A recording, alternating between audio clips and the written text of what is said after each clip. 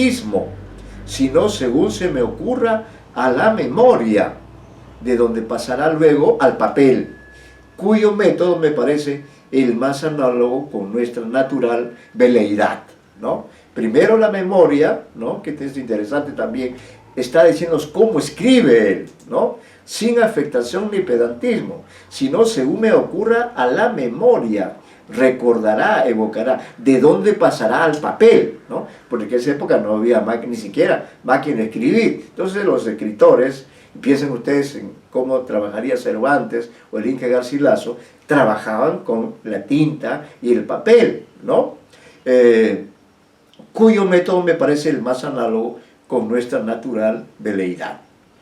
Últimamente, vean este sentido con el que usa, en vez de decir finalmente, dice últimamente, os mando y encargo que estos cuadernos no salgan de vuestras manos.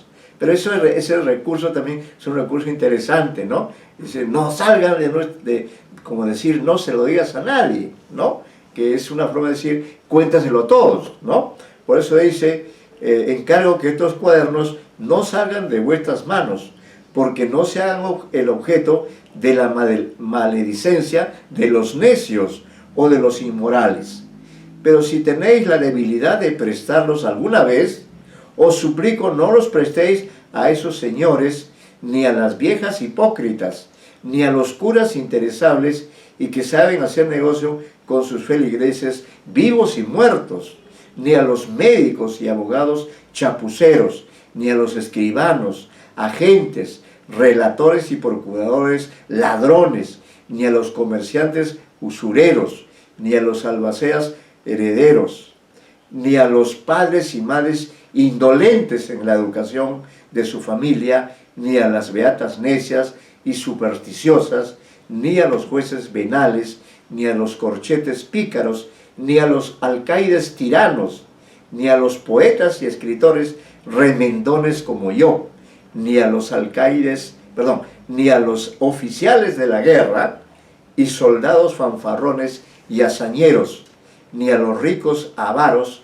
necios, soberbios y tiranos de los hombres, ni a los pobres que lo son por flojera o inutilidad o mala conducta, ni a los mendigos fingidos, ni los prestéis tampoco a las muchachas que se alquilan, ni a las mozas que se corren, ni a las viejas que se afeitan, ni, y ya puntos suspensivos, pero va larga esta lista, dice, ¿no? Basta deciros que no los prestéis ni por un minuto a ninguno de cuantos advirtiereis que les tocan las generales en los que leyere. Pues sin embargo de lo que asiento en mi prólogo, al momento que vean sus interiores retratados por mi pluma y al punto que lean alguna opinión que para ellos sea nueva o no conforme con sus extraviadas o depravadas ideas, a ese mismo instante me calificarán de un necio. Harán que se escandalizan de mis discursos y aún habrá quien pretenda quizá que soy hereje y tratará de delatarme por tal, aunque ya esté convertido en polvo.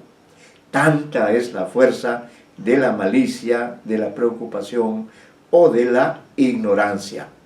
Por tanto, o leed para vosotros solos mis cuadernos, o en caso de prestarlos, sea únicamente a los verdaderos hombres de bien, pues estos, aunque como frágiles hierren o hayan errado, conocerán el peso de la verdad sin darse por agraviados, advirtiendo que no hablo con ninguno determinadamente, sino con todos los que traspasan los límites de la justicia.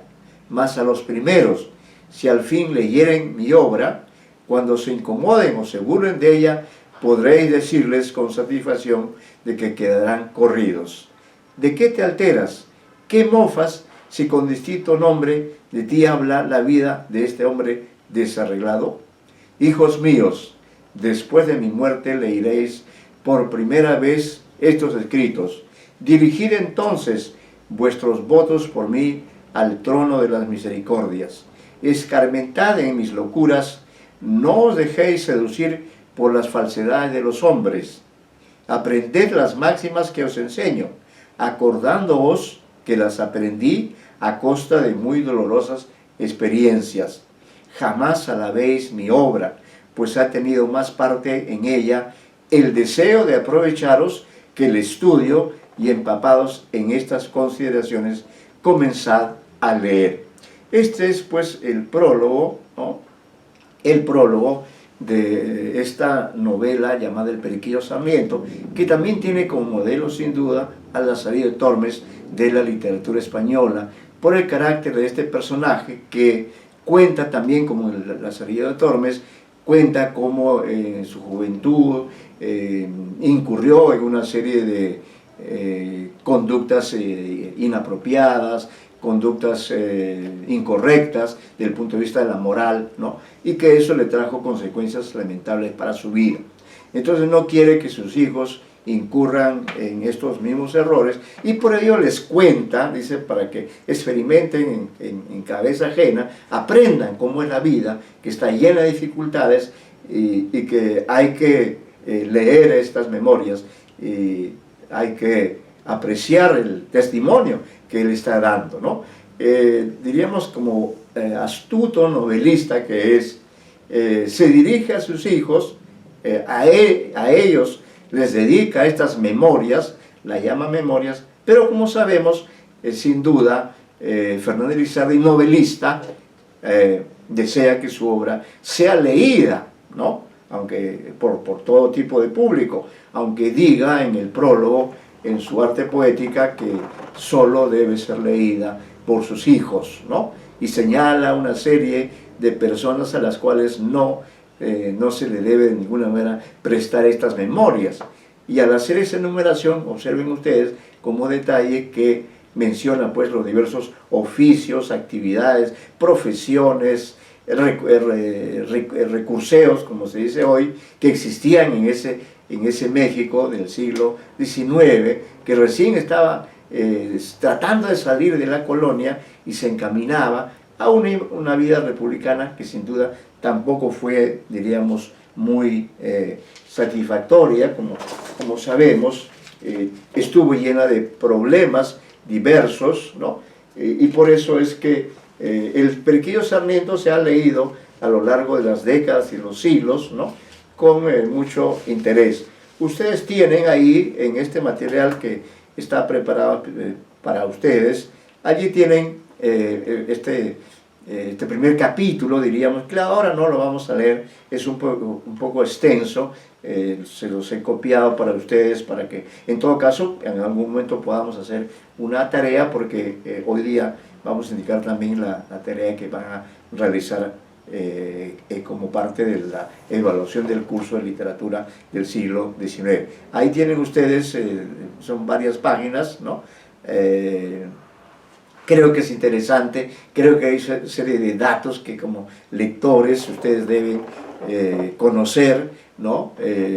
Dónde nació, las características de sociedad, todos estos aspectos que los desarrolla Fernández de Lizardi como una forma de educar, ¿no? Como una forma de decir a los lectores estas acciones no se deben realizar, hacer una crítica de las costumbres, ¿no? Y, pues y su estilo no deja de ser humorístico, gracioso, pintoresco, ¿no? Cuando dice aquí, por ejemplo, solo leo este párrafo que habla de su nacimiento, dice, luego que nací, o ser en la forma de expresión, luego que nací, después de las lavadas y demás diligencias de aquella hora, mis tías, mis abuelas y otras viejas del antiguo cuño querían amarrarme las manos y fajarme o liarme como un cohete, alegando que si me las dejaban sueltas, estaba yo propenso a espantarme, a ser muy manilargo de grande, por último, y como la razón de más peso y el argumento más incontrastable, decían que este era el modo con que a ellas las habían criado, y por tanto era el mejor y el que se debía seguir como más seguro, sin meterse a disputar para nada del asunto, porque los viejos eran en todo más sabios que los del día, y pues ellos amarraban las manos a sus hijos, se debía seguir su ejemplo a ojos cerrados, ¿no? Este, por ejemplo, es un detalle interesante con respecto a cómo hay que criar a los hijos. Efectivamente, yo, que soy una persona mayor, ¿no? Incluso y otras personas mayores que yo, sí hemos escuchado, no sé si ahora también se dé, pero sí hemos escuchado como comentario estas formas que se recomendaban en la crianza de los niños. Efectivamente decían que había que amarrar las manos a los chicos para que no fueran manilargos o manirrotos, ¿no? Son poco cosas curiosas, pero provenían de las costumbres, ¿no? De que se transmitían de generación en generación. Y este detalle lo desarrolla aquí, fíjense ustedes, este narrador, este viejo, que está haciendo un recuento pues, de forma cómo fue criado, ¿no? Y hace alusión a esta tradición de amarrar las manos, ¿no?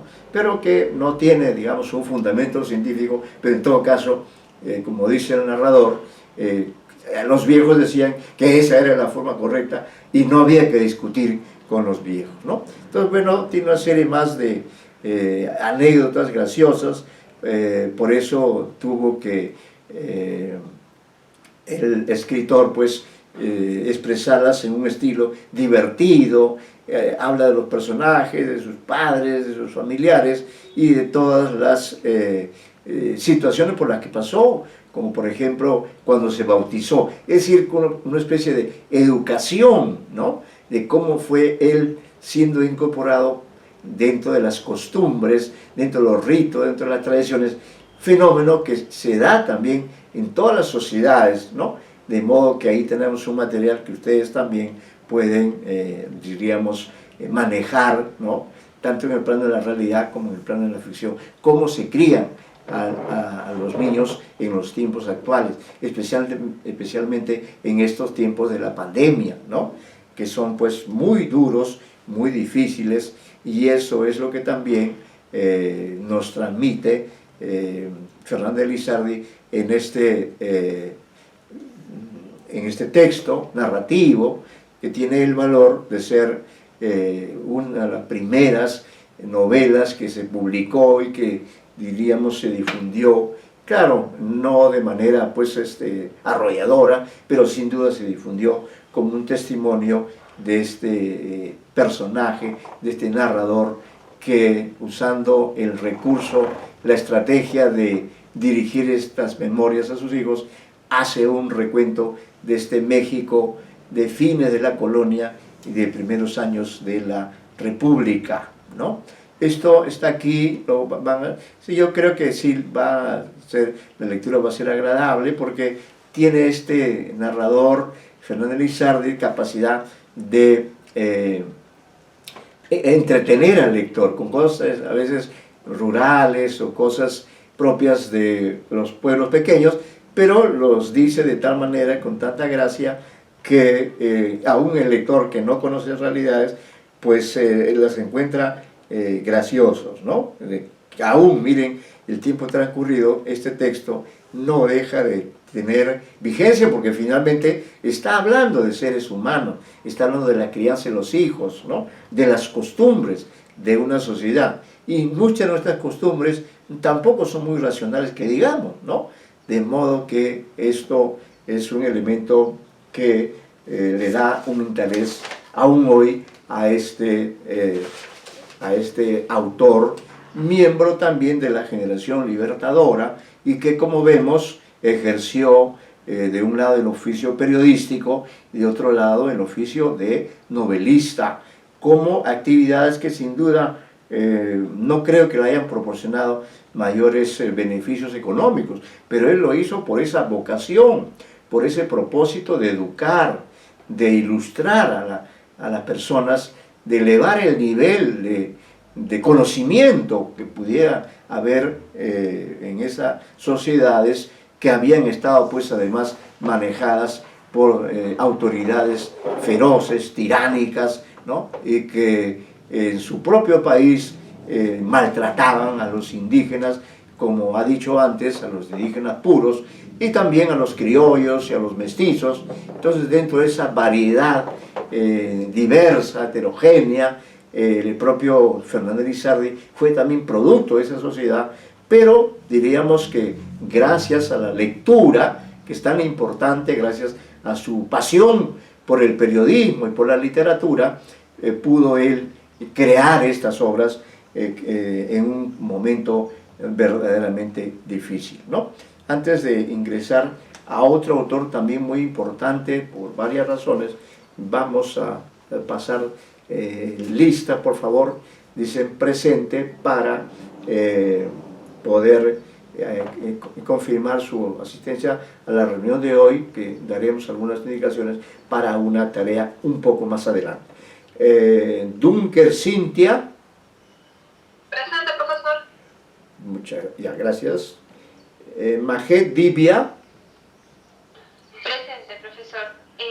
Profesor, una cosita. Dígame. Justo traté de comunicarme con el alumno Giancarlo Guevara, que es el que siempre estuvo ausente desde el primer día. Sí. Y logré ubicarlo, contactarlo, y me comentó que él no se había matriculado con usted, sino con la profesora Roel. Ya. Entonces es probable que haya habido un problema en el sistema. Muchas gracias. Entonces él está en otro grupo. Exacto. Gracias, señorita Magel, por su cortesía. El retamoso Henry. Retamoso Henry. Bueno, no está, es un alumno que creo que está conectado, pero no se bueno, está en todo caso, doctor. les parece Sí, que está conectado. Ahí está, ya activó su... Ahí está el señor Retamoso, que además a quien conocemos de un curso anterior, así que pues bienvenido. Entonces está también el señor Retamoso Henry y se va a incorporar a este pequeño grupo con el que estamos trabajando. Entonces a Guevara ya lo tachamos de la relación, ¿no? Puesto que está en otro grupo. Garriazo Catrín. Aquí estoy presente. Ya, gracias. Entonces está... sí. La tarea que publicó en el Classroom sobre la generación libertadora tiene como fecha de entrega el 19 de noviembre. ¿De esa tarea es la que nos va a explicar más adelante? Sí, eso es lo que les voy a...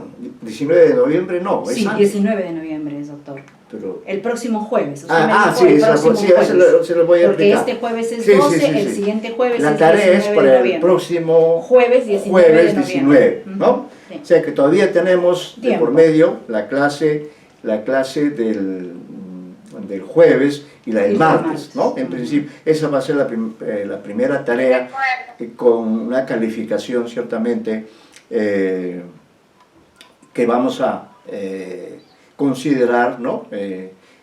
Tomando en cuenta los criterios con que se ha elaborado esta tarea, cuyo propósito es que contribuyan ustedes con los conocimientos en este campo, haciendo una investigación de uno de los autores de esta generación libertadora, sobre el cual no hemos puesto información. ¿Por qué? Porque es un autor peruano, es nada menos que Mariano Melgar, ¿no? Entonces, como es muy posible que tengan información sobre él, la tarea va a consistir precisamente en eso, ¿ya? Pero se lo voy a, de todas maneras, ya le estoy dando un avance de lo que será la tarea, pero quisiera en todo caso continuar, por lo menos con este otro autor, que también creo que es un autor poco conocido, sobre todo en estos tiempos y fuera de su propio país.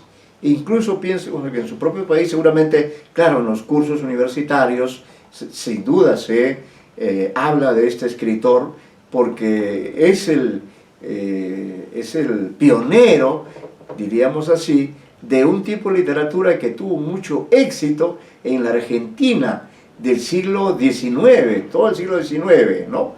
Y que aunque ya luego dejó de estar vigente, sin embargo encontró una suerte de eco en la literatura de Jorge Luis Borges, nada menos.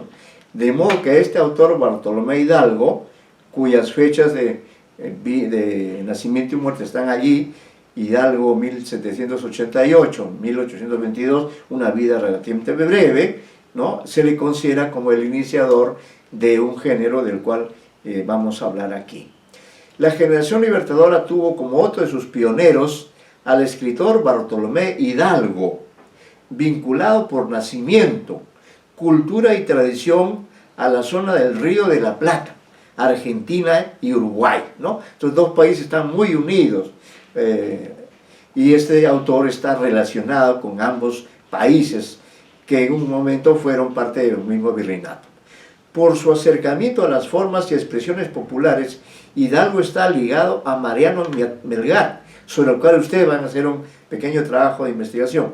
Pero las enormes diferencias culturales entre la zona andina, Perú y Bolivia, ¿no? Esa es la zona en la que se ubica Mariano Melgar, y la región del Río de la Plata explican las diferencias temáticas y estilísticas entre la obra de uno y otro autor.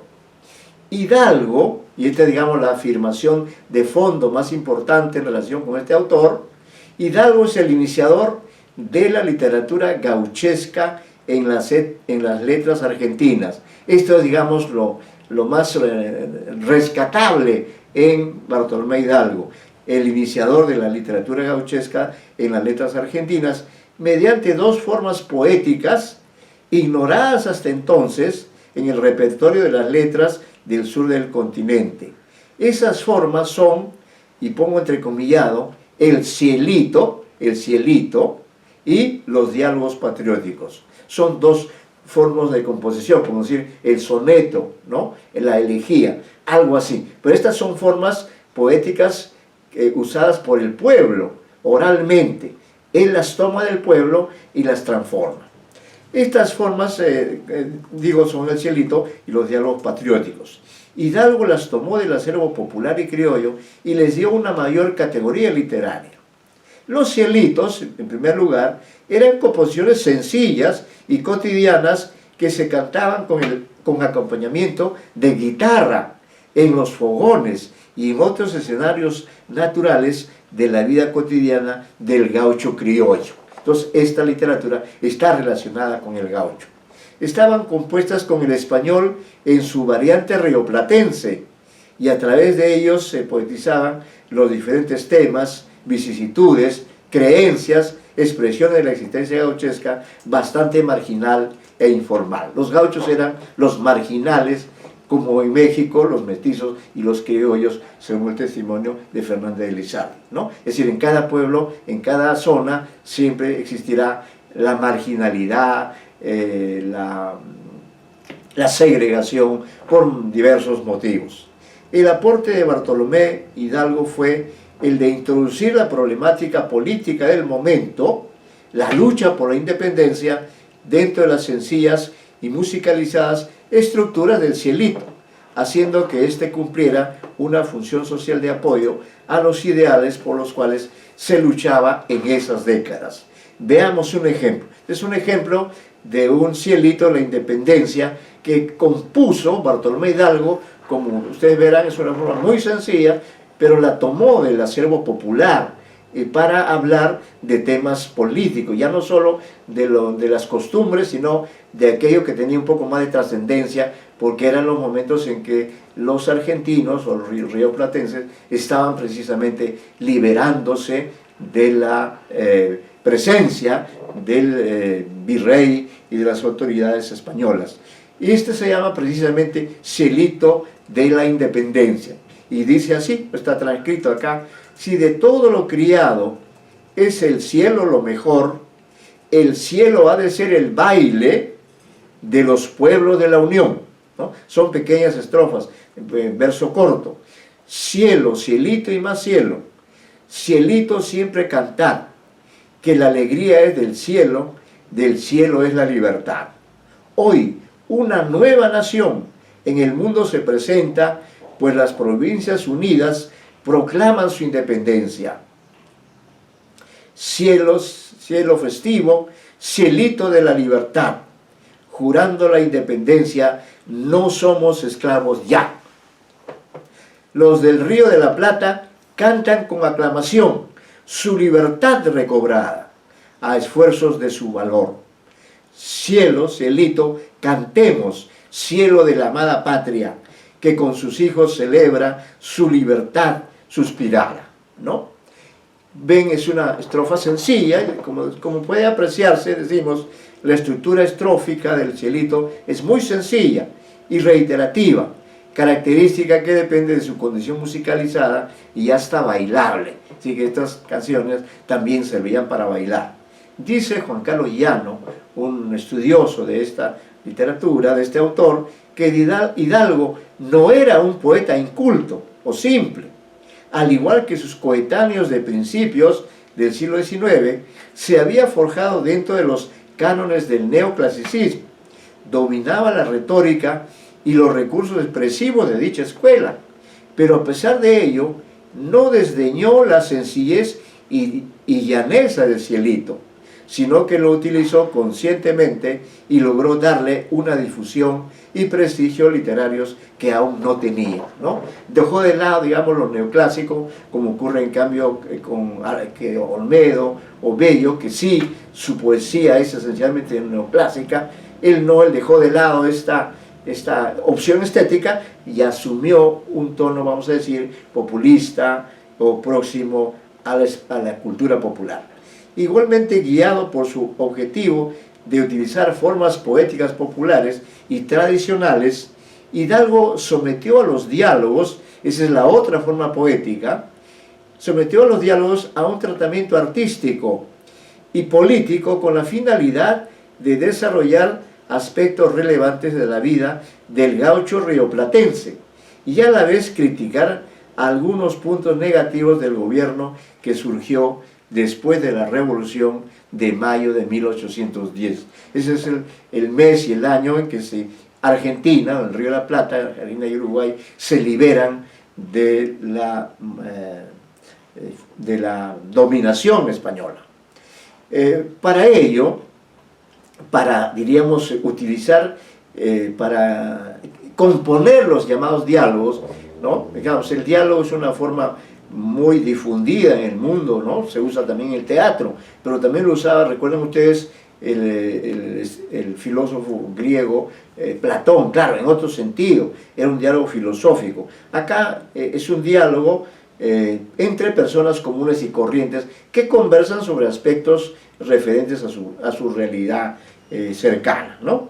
Hidalgo sometió los diálogos, disculpen, a un tratamiento artístico y político con la finalidad de desarrollar algunos aspectos relevantes de la Revolución de Mayo de 1810. Para ello creó a dos célebres personajes que representaban a sendos tipos sociales y humanos del mundo rural gaucho. Estos eran Jacinto Chano, es un nombre inventado, Jacinto Chano, capataz de una estancia en las islas del Tordillo, capataz y por tanto tenía cierto poder, ¿no? Cierto dominio de la situación, y Ramón Contreras, un paisano gaucho de la Guardia del Monte. Estos son los dos personajes gauchos ficticios que crea Hidalgo y los hace dialogar. Hidalgo los hizo dialogar en diferentes ocasiones, pero de todos estos diálogos patrióticos, como lo llamó, Llano considera que existen dos textos representativos. El primero se denomina Diálogo Patriótico Interesante entre Jacinto Chano y el gaucho Contreras. El segundo se denomina Relación que hace el gaucho Ramón Contreras a Jacinto Chano de todo lo que vio en las fiestas mayas de Buenos Aires en el año 1822. Fiestas mayas se refieren a la fiesta del mes de mayo, que era el mes de la independencia, ¿no? De los dos diálogos, transcribimos una parte del primero y del segundo hacemos un comentario, pero hay antologías en las cuales se encuentran muchos otros diálogos que también creó Bartolomé Hidalgo. El primero hemos reproducido y vamos a tratar de hacerlo con el acento propio del modo de hablar de los gauchos, ¿no? Este diálogo entre los dos personajes. En el diálogo patriótico interesante, así se llama, los dos personajes populares citados hacen un balance sobre la situación social en Argentina después de producida la independencia de 1810. O sea, ya esto es después, ya en plena independencia. La evaluación no es muy favorable y a través de ella el capataz Chano, hombre enterado y de juicio sereno, explica al gaucho Ramón su desilusión y desencanto por lo poco que se ha avanzado bajo el régimen independiente, ¿no? Una pena, como ocurre también ahora en la sociedad peruana, en estos momentos siempre los regímenes políticos son muy defectuosos y causan muchas angustias al pueblo. Eso es lo que ocurría también en ese siglo XIX, lejano en el tiempo, en que Argentina comenzaba a echarse a andar como nación. Es en esa circunstancia en que estos diálogos cobran, diríamos, una actualidad, ¿no? Cobran un sentido aún para estos tiempos. La crítica severa al nuevo gobierno permite constatar que la literatura no perdió su función cuestionadora y que ésta se hace desde la perspectiva de los sectores sociales populares, que pese a haber participado activamente en la lucha por la independencia, no lograron mejorar su situación social y económica y siguieron dedicándose a sus faenas rurales, tradicionales, alejados del juego político urbano. Ahí debajo hay una nota que ustedes la leerán. Dice, sin embargo, aún desde su marginal existencia agraria, no dejaban de observar y criticar los privilegios e injusticias que la naciente República Argentina iba generando a la vista de todos y a lo largo del siglo XIX. Escuchemos el modo en que Chano y Ramón, haciendo un alto en sus labores del campo, examinan este panorama en su lenguaje popular y dialectal, que es uno de los rasgos distintivos de los textos de la gauchesca. Este tipo de literatura nace entonces con este escritor Bartolomé Hidalgo y luego tuvo una gran difusión, como señalamos también en la nota respectiva, ¿no? Veamos entonces, voy a tratar de recrear este modo de hablar de cada uno de ellos. Le pone como una indicación de quién es el que habla, Contreras, ¿no? Ramón Contreras es el gaucho paisano, es decir, el gaucho común y corriente, mientras que Chano es el gaucho pero con cierto cargo, el capataz. Entonces Ramón Contreras, el paisano, dice: ah, Chano, pero si es liendro en cualquier bagualón, mientras se calienta el agua y echamos un cimarrón, ¿qué novedades se corren? No vean el tono de pregunta, el tono oral, la oralidad es un rasgo importante dentro de la gauchesca, y habrán visto que hay palabras que no se entienden, ¿no? Pues remiten a conceptos o a objetos propios de ese mundo. Por ejemplo,